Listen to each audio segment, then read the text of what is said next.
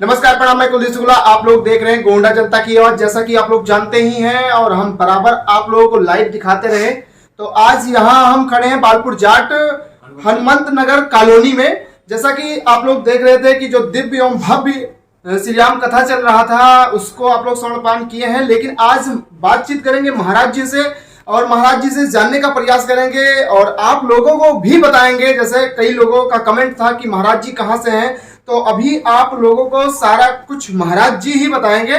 तो महाराज जी आप हमारे सामने बैठे हैं, सब कुछ बताते हैं और पूछते हैं और सब कुछ जानकारी आप तक पहुंचाते हैं।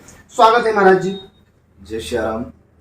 और कैसे महाराज जी अपना परिचय दे दीजिए लोगों को। जैसे कमेंट में आया था कि महाराज जी कहाँ से हैं, कथा बहुत ही बढ़िया कह रहे हैं, तो बस यही सब थोड़ा।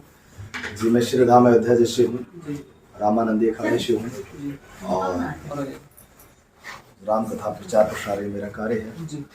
और जगत में मेरा एक लक्ष्य है जीवन में कि मैं अपनी वाणी के द्वारा और अपनी कमाए हुए धनों के द्वारा मैं जीवन में 3 कार्य करना चाहता हूँ। प्रथम तो कथाओं के द्वारा जगत को मैं राममय देखना चाहता हूँ। मैं पूरे जगत को तो नहीं बना सकता, लेकिन जहाँ तक मेरा पहुँच हो सकता है वहाँ तक हम राम कथा को, राम को वहाँ तक पहुँचाने की चेष्टा करते हैं। और अपने इस कमाई के द्वारा जो भी हमारे पास जो आता भी है, इसे हम कमाई नहीं कह सकते हैं, जो ठाकुर जी का प्रसाद मिलता है उसमें से कुछ अंश निकाल करके जो हमारे गरीब, असहाय या शारीरिक से व्यथित प्राणी हैं, मैं उनको भी तीर्थ यात्रा एवं राम कथा रसपान, भागवत कथा रसपान इत्यादि में कराता रहता हूँ। और मेरी एक लक्ष्य है जीवन में कि ज़्यादा से ज़्यादा लोग, मैं देखता हूँ वर्तमान समय में कि हमारे सनातन संस्कृति को लोग छोड़ते जा रहे हैं और हमारे आने वाले नवयुवक पीढ़ियों के लिए सनातन से जुड़ना, संस्कृति से जुड़ना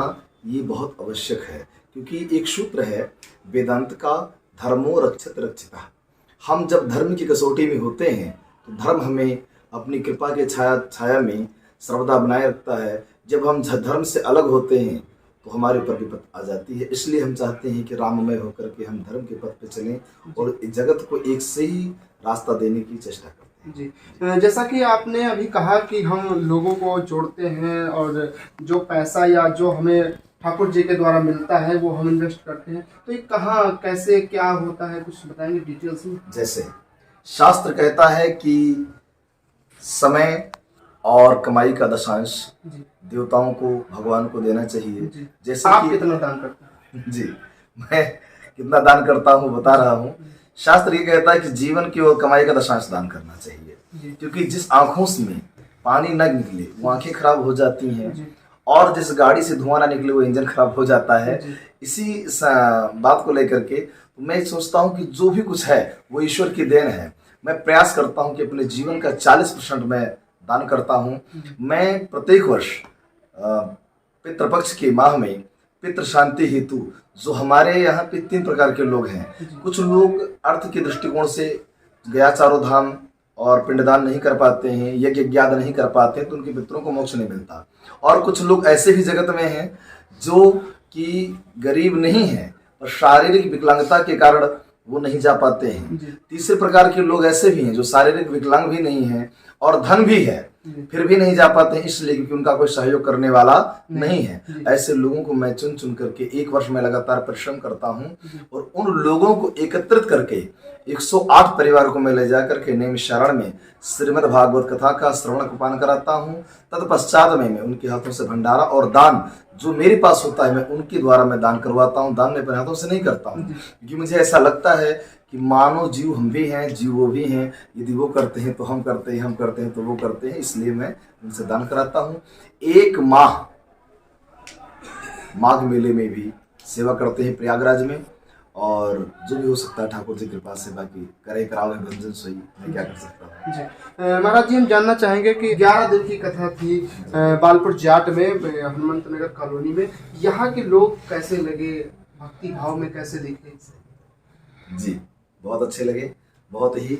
एक बात मैंने देखा कि मैंने 141 कथा देश में और विदेशों में मैंने किया है, लेकिन सच में कहें तो भक्ति और भाव, सच में ये कहा गया है कि जहाँ भाव का अभाव होता है वहाँ भगवान नहीं होते हैं, लेकिन जहाँ भाव का प्रभाव होता है वहाँ भगवान स्वयं दौड़ करके आते हैं। तो मैं बड़े हर्ष के साथ कह सकता हूँ कि बालपुर की धरती ये संतों की धरती है, ये मनुष्यों की धरती है, ये आध्यात्मिकों की धरती है।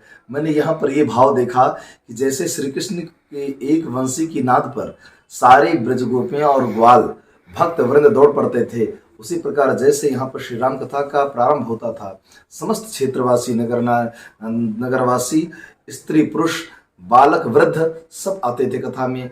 मुझे तो ऐसा लगता है कि जो प्रेम और जो सम्मान बालपुर जाट में मिल सकता है कथावाचकों को अथवा धर्म के प्रचार करने वालों को, वो जगत में कहीं नहीं मिल सकता है। बहुत अच्छे लोग यहाँ के हैं और मैं इस चैनल के माध्यम से एक बात कहना चाहूँगा कि बहुत बहुत धन्यवाद जो लोग इन्हें इस वीडियो को देखें। बहुत बहुत धन्यवाद सभी लोग, क्योंकि यहाँ बहुत अच्छा कार्यक्रम गया और इस कथा से एक प्रेरणा भी लोगों को मिली है। जिससे मैंने लोगों से ये भी बताया कि ये चैत्र मास का माह है और चैत्र मास हमारे लिए 9 वर्ष है और 9 वर्ष में हमें कोई नया कार्य करना चाहिए। और 9 वर्ष जो चैत्र मास है ये चैत्र मास राम जी का है और रामनवमी के अवसर प्रत्येक घरों पे हनुमान जी का पूजा होना आवश्यक है, क्योंकि जिसके घर के ऊपर स्वयं हनुमान जी विराजते हैं कभी वो पराजित नहीं होता है। तो बहुत बहुत धन्यवाद महाराज जी, हमसे बातचीत करने के लिए। थानेदार जी भी बैठे हैं, हम थोड़ा बातचीत करेंगे। यहाँ हनुमान नगर कॉलोनी में श्री राम कथा चली 11 दिन तक। तो आप लोगों को कैसा लगा? यहाँ की जो पब्लिक थी वो आपको कैसा लगा? क्या कुछ कहना चाहेंगे इसके बारे में? पब्लिक के बारे में हम कुछ नहीं कहना चाहेंगे, पब्लिक तो आई है। हम महाराज जी के बारे में इतना कहेंगे कि आज तक जितना भी हमने कथा सुना है, जो आनंद का वर्षा यहाँ पे हुआ है महाराज जी के द्वारा, जिस प्रकार से लोग महाराज जी की कथा को पसंद किए हैं, और हम लोग तो 11 दिन में बेनागा यहाँ पूरा दिन पूरी रात बैठ करके महाराज के सानिध्य में हम लोग बैठे हैं, कथा सुने हैं, बहुत ही आनंद आया। हनुमान जी की कृपा से हम लोग ये हनुमान जी से निवेदन करेंगे कि हर वर्ष महाराज जी आए और हर वर्ष ऐसे ही कथा हो और भंडारा हो हमारे यहाँ। जी, हमारे साथ बातचीत करने के लिए पूर्व प्रधान अभिमन्यु तिवारी जी बैठे हैं, उनसे भी बातचीत करेंगे। स्वागत है आपका। क्या कुछ कहना चाहेंगे कथा के बारे में? कथा के बारे में बहुत अच्छा जी, महाराज जी के मुखारबिंद से फकर बुद्धि से, और जो हमारे यहाँ के बालपुर जाट हनुमंत नगर के लोग हैं जो यहाँ पर दान दिए, वो प्रथम गति में रखा। सो धन धन्य प्रथम गति जाकी, पूर्ण मत मोय पाकी। धन्य घड़ी सोई जब सत्संगा, धन्य घड़ी जब भाग्य होगा।